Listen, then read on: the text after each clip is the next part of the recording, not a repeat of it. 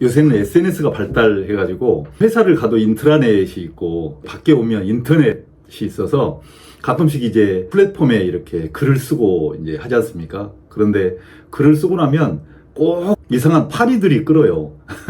그 악성 댓글.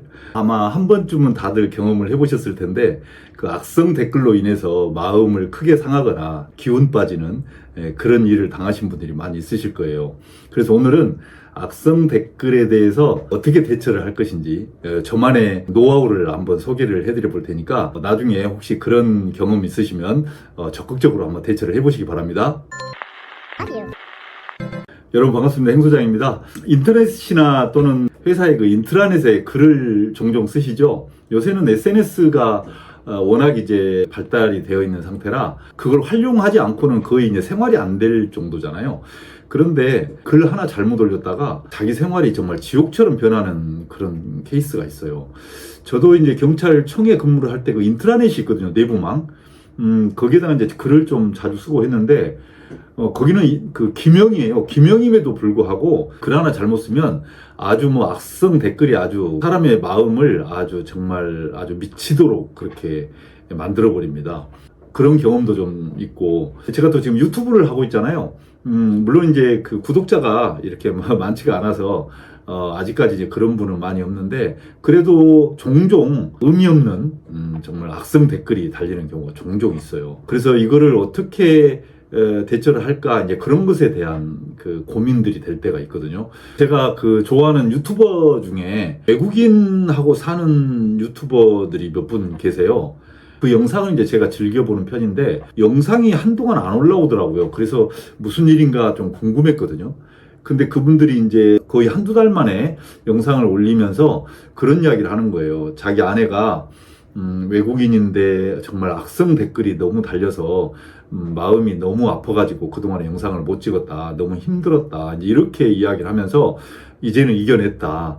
그래서 다시 영상을 찍겠다. 이렇게 이야기를 하더라고요. 정말 그 멋지게 사는 부부거든요. 근데 거기에다도 악성 댓글이 달린다는 게 좀 이해가 안 가더라고요. 근데 구독자를 보니까 이제 몇십만 명이 돼요. 이제 그런 분들이니까 당연히 있겠다 싶었지만 그래도 너무 열심히 사시는 분들이거든요. 그런데도 거기에 이제 악성 댓글이 달리는 거죠. 가끔씩 뉴스를 보면 그 악성 댓글을 못 이겨서 이게 극단적인 선택을 하는 사람도 있고 또 유튜브나 SNS 활동을 완전히 접어버리는 사람도 있고 요새 SNS 활동을 접으면 진짜 사회하고 단절된다고 보시면 돼요. 그만큼 심각한 상황이 벌어지거든요. 여러분들 중에서도 아마 그런 악성 댓글로 인해서 심적으로 불행한 그런 시간을 보낸 분들이 분명히 있을 거라고 생각을 해요. 없다고 하더라도 앞으로 또 그런 일을 당할 수 있는 충분한 그런 그 여건들을 갖추고 있는 상황이라 모두가 다 이런 대처법은 좀 알고 있는 게 좋을 것 같아서 오늘 영상을 찍게 됐습니다.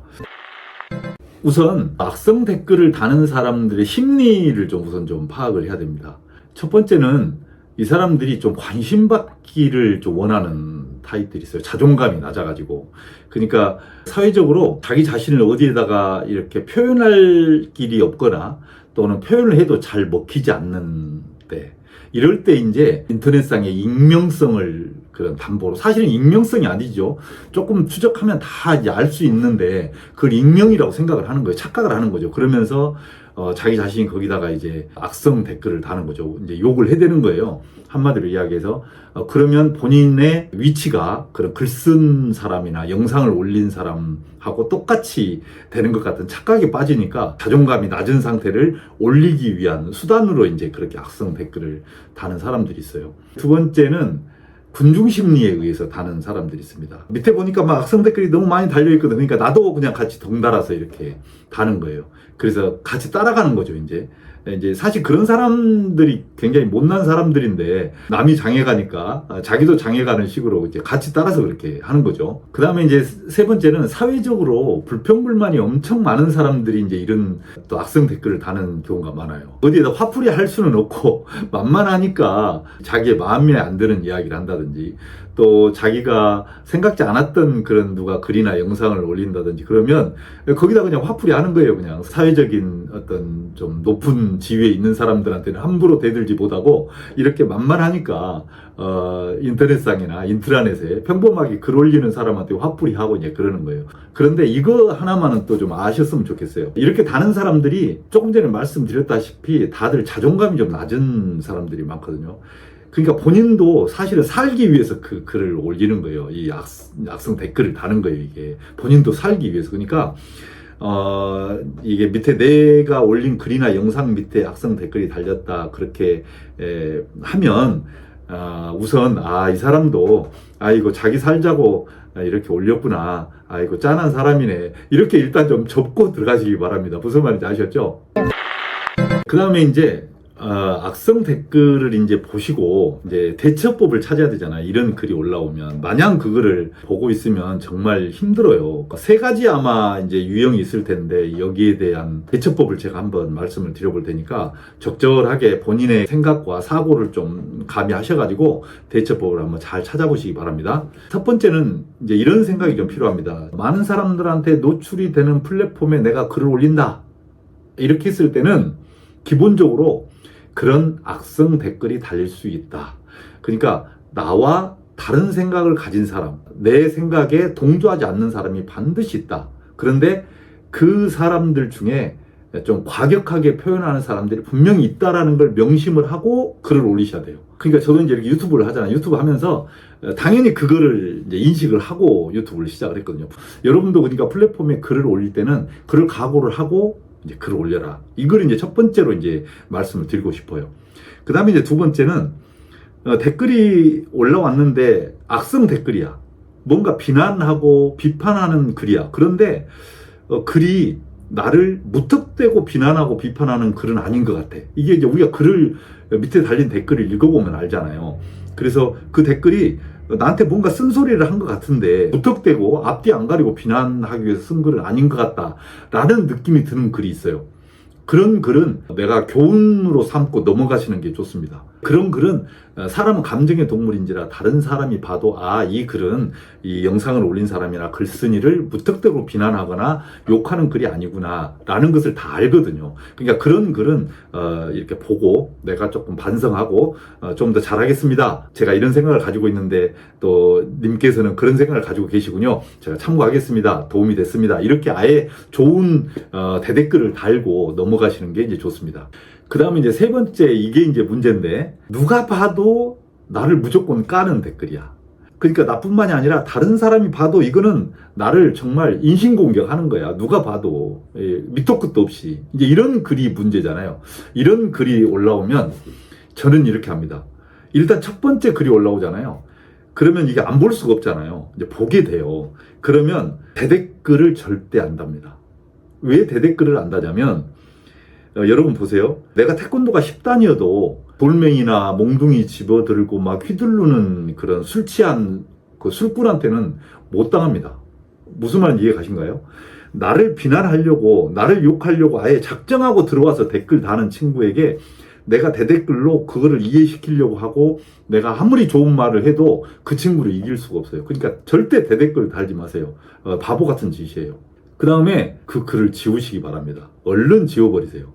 그런데 이제 인터넷은 내가 쓴 글에 밑에 달린 댓글은 내가 지워버릴 수가 있는데 인트라넷에서는 좀 지우기가 곤란해요. 왜냐하면 회사에서는 서버 관리를 다른 사람이 하고 있기 때문에 이제 그러잖아요.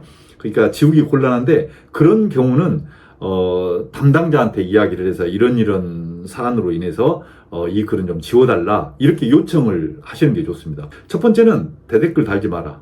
그 다음에 두 번째는 글 보자마자 그렇게 기분 나쁜 글은 지워버려라. 왜냐하면 안 좋은 것은 보면 볼수록 마음이 더 상해요.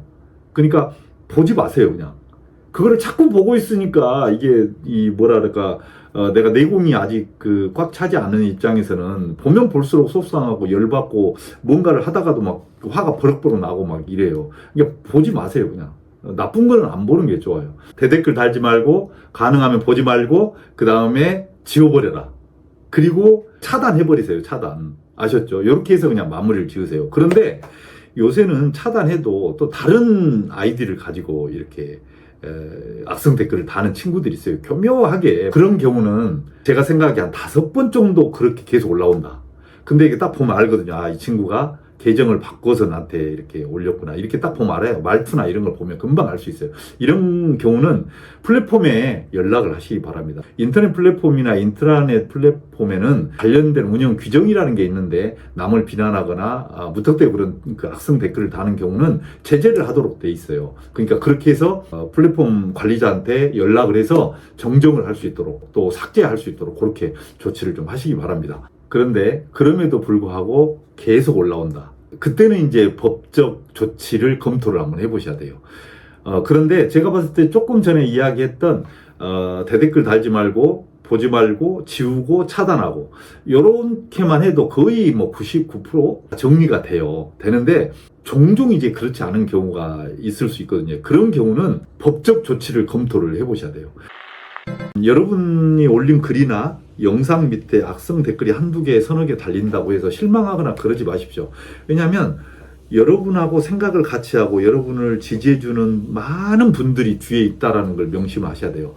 그분들이 비록 그 선풀이나 공감의 댓글은 달지 않더라도 여러분을 지지해주는 사람들이 악성 댓글을 다는 사람보다 10배, 100배는 많다. 이거를 여러분들이 좀 자랑으로 삼으셨으면 좋겠습니다. 오늘 여기까지 하겠습니다. 고맙습니다.